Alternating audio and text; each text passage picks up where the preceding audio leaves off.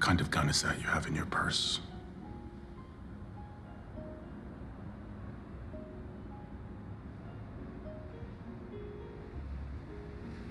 It's a 22.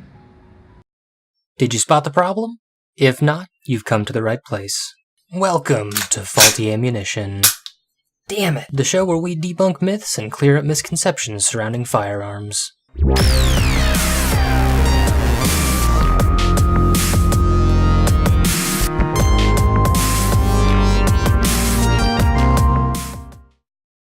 For those of you who didn't spot the problem, let's take one more look and see exactly where the problem lies. So, the man asks, what kind of gun is in your purse? And she responds, it's a 22.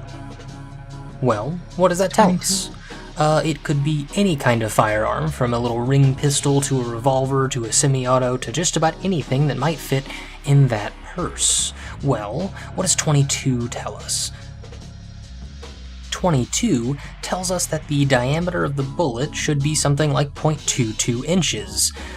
Well, there's quite literally thousands of cartridges that have ever existed with that particular bullet diameter. It's quite popular. It could be any of these, or these, or thousands of other cartridges that never got as popular as the ones I've shown you. See, the problem is that she didn't tell us anything. This could be any kind of a firearm, but the question was what kind, so her answer probably should have told us precisely what kind of firearm is it. Well, do we want to start with its general action type? We could go with a little single-shot break action. We could go with a revolver of some kind. We could go with a self-loading semi-auto that we think of with a slide on top. Or what if it doesn't quite fit these categories either? That still leaves it very vague as to what kind of gun is in this woman's purse. If only companies manufactured their firearms with a model number or a name of some kind, that would really help us. It would tell us specifically what kind of gun is in her purse. And then from there it would tell us perhaps what it's chambered in, or the action it has based on its model.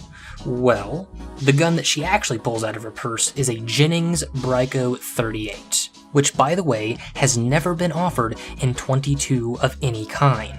It comes in two chamberings, 380 ACP or automatic Colt pistol, and 32 ACP. And this sort of an exchange is actually quite common. People might ask, oh hey, what kind of a gun do you carry or do you have for home defense? And they'll say, oh, a 9mm. Well, that doesn't answer the question. That's answering a completely different question. That is answering, what is your gun chambered in? Not, what kind of gun do you have? Which, in my opinion, is an incredibly irresponsible thing to do as a gun owner. When you purchase a firearm, it is your responsibility to know quite a bit about said firearm. And if you like to own a bunch of firearms, well, you just gotta know a bunch about all of those firearms, because that is what a responsible gun owner does. So that if anything happens, you know exactly what you had, or have. In the case of maybe it's stolen or something out of your car or your home, you know precisely what to tell the police to be looking for. Or perhaps even for just safety information. See, when you tell someone you've got, say, an M9 from Beretta, that tells anyone who knows anything about the M9 exactly where the safety's at. They know a lot about the general function of it because you told them exactly what kind of firearm you have. Whereas if you just said, oh, I've got a 9mm, until they see it, they have no idea how to safely handle it or whether it's in a safe condition just by looking at it.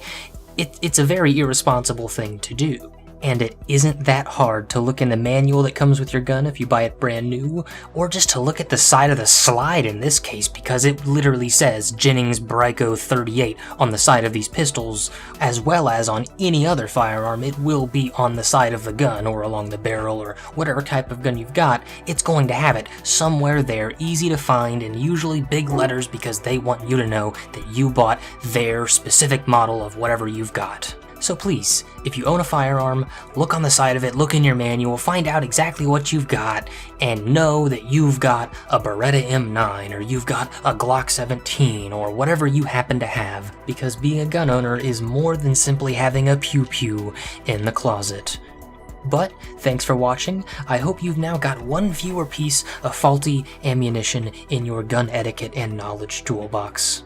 If you like this kind of content, please subscribe, like, and leave me a comment telling me exactly what myth or misconception you'd like me to bust next time, or what firearm from which video game you'd like me to cover next on the main series. Or perhaps even consider becoming a patron of this channel on Patreon. Link in the description. Thanks again for watching, and I'll see you next week.